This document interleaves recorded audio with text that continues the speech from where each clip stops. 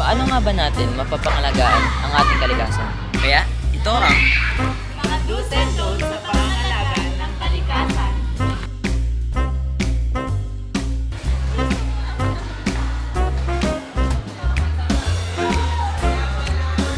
magtapon ng basura sa tamang tapunan.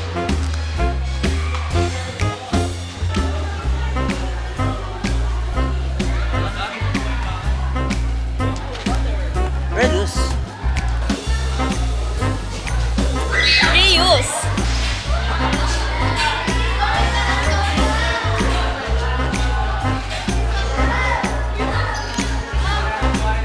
Recycle. Magtapon ng nabubulok sa mga halaman upang maging pataba. Uy, bilisan nyo bago pa yung mabulok.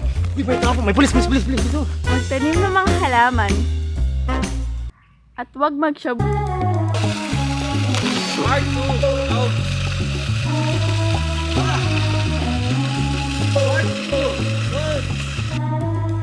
Number 1, bawal magtapon ng basura sa ilog.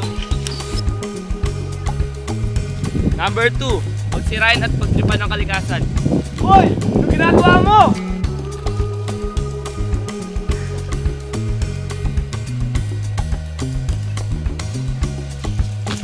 Ay!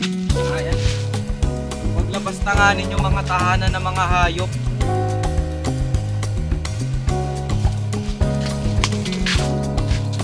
Ay! Yung ano yun yan? Yung mga bugbuging mga hayop. Ay, pala. Sige, tuloy.